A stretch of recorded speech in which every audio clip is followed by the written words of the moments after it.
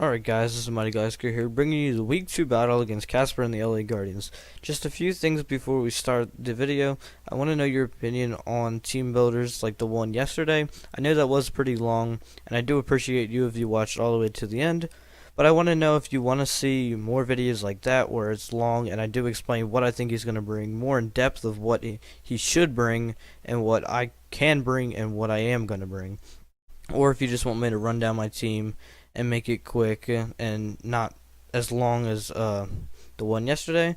But if you would like to tell me what you prefer to see, let me know in the comments down below. Now I do have a comment question as well on top of that. I would like to know what other content you would like to see from me other than the UAPB battles and the team builders. That would include like a showdown live, a collab with other YouTubers, maybe a Nuzlocke of some sort. Whatever you would like to see, I'm pretty much down for. Just let me know everything down below.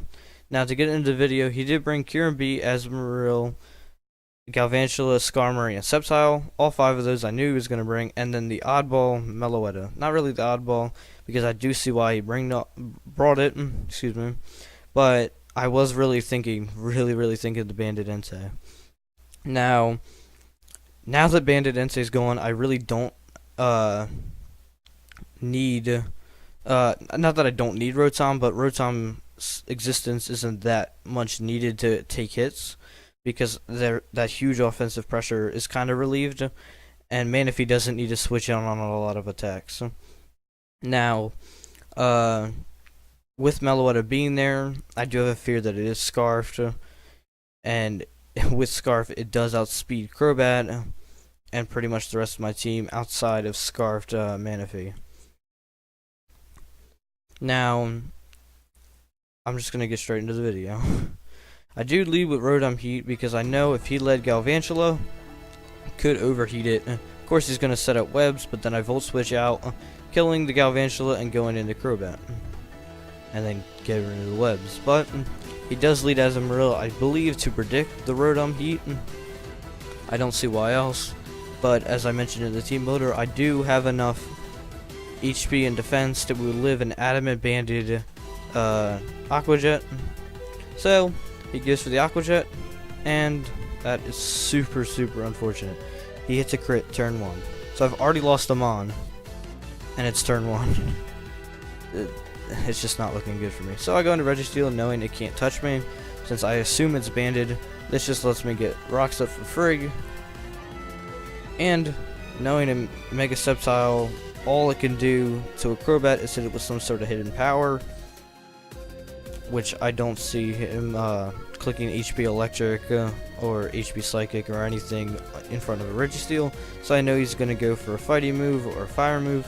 So I'm going to go into Crobat, and he's going to Mega Evolve, go for the Focus Blast, and it only does 13%. Knowing it only does 13%, there's no way he's staying in.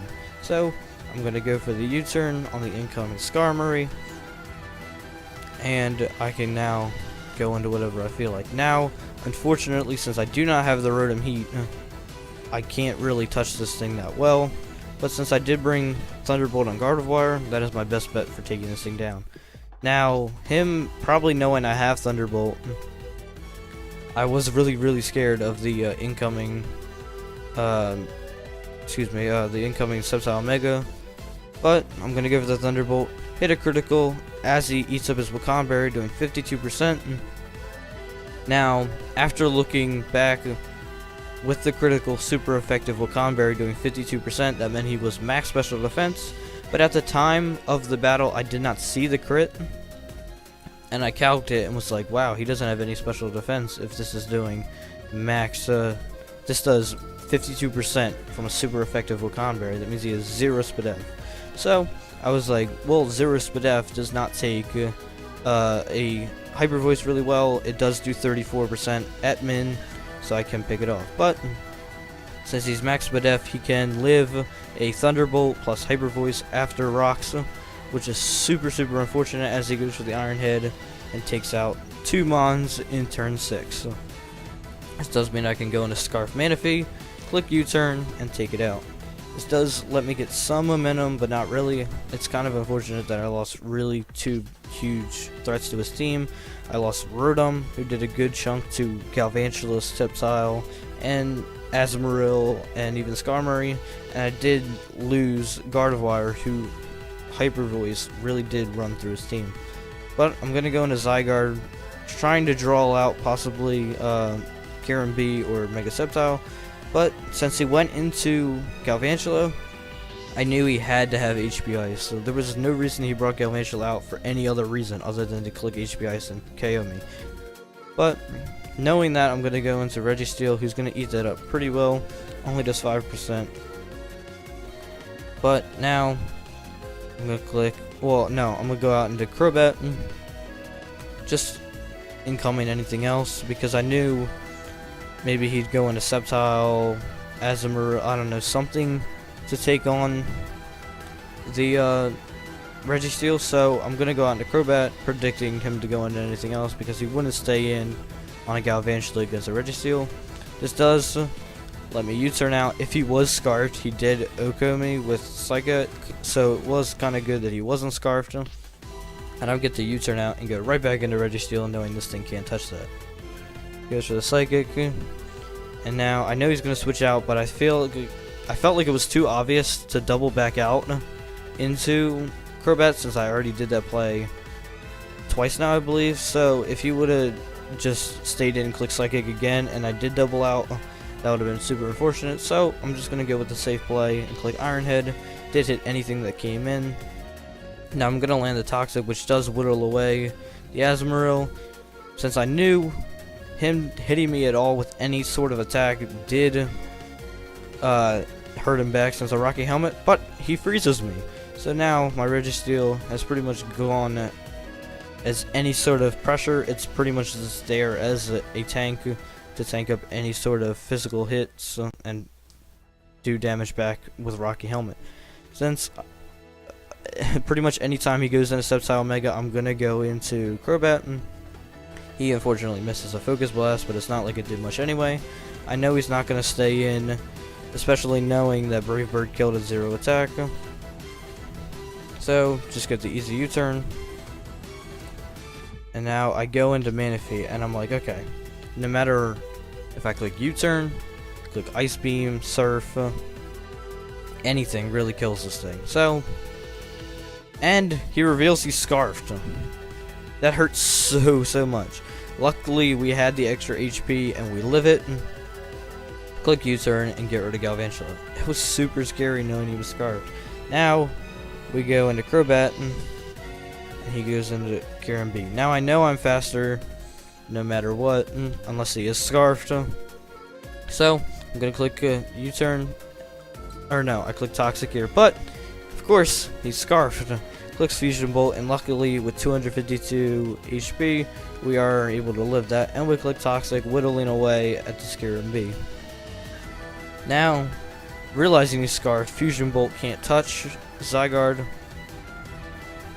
and he switches out into Sceptile Mega, which is kind of unfortunate because I should have predicted some sort of switch out knowing that he clicked an electric move with me having a ground type. If I would have just clicked either U-turn or Brave Bird, that would have done a huge chunk to this, but it was a super nice double for him. And I do have to switch out into Crobat, and him knowing that clicks Dragon Pulse and KOs my Crobat. Now here's where I go back into Manaphy. He knows I'm Scarfed, and I can click U-turn. This does not kill the Azumarill, unfortunately, so I'm going to go into Zygarde, knowing that Sludge Wave can pretty much sweep here outside of his Scarfed Kyurem, and now with that chip damage from Aqua Jet, Sceptile can kill. But I'm going to click Sludge Wave, Special Zygarde, putting in work, I guess, but not really. Goes back into Kyurem, and now I know he's going to go for an Ice Beam, a Dragon move, so I'm going to go into Registeel. He clicks Dragon Claw, does take a whole bunch of recoil from that, and poison damage. Now he's going to go back out into Sceptile Mega, and this is pretty much where I had to go and try to unfreeze myself. He clicks Focus Blast, Unfortunately, I think if he would have HP fire, I'm not sure if that unfreezes people just because it's a fire attack. Not sure how that really works, but I know fire blast, getting hit by a fire blast unfreezes you. But I'm not sure if that works for every fire move, but fortunately Focus Blast connects and I cannot wake up. So now I'm going to go into Manaphy. He knows I'm scarfed, and he does sack his Kirim. My U-turn fails because there's no target. Now he goes into Meloetta. I click U-turn, does not kill Meloetta, and I'm gonna have to sack Zygarde. And Zygarde goes down. I go back into Manaphy, click Ice Beam, and this should wrap the game up. Click Ice Beam, and now since I'm scarfed, I should outspeed it, but I don't. Now you're probably thinking, how does that scarf that you said should outspeed Mega Sceptile not outspeed it? Well, looking back when I rewatched the team builder, I realized that I did not have enough speed EVs to outspeed Mega Sceptile. So I went in and changed it before the game. Unfortunately, because the way Showdown works sometimes, I guess when you disconnect or whatever, it doesn't save some of your changes. So when I did save my changes and I got an unfortunate disconnect, it didn't save my extra speed EVs. So I only had 426 instead of 428, making me not able to outspeed Mega Sceptile. Now, if I would have outspeed Mega Sceptile, would I have won? Most definitely. I would have clicked Ice Beam here and killed this thing. That was super unfortunate that I forgot speed EVs. But that does give me something to think about later to overcheck speed EVs. This had to be the game I prepped the hardest for, and I felt like I played really super well. And for this to be the way I lose was like super unfortunate. It actually frustrated me for the whole day.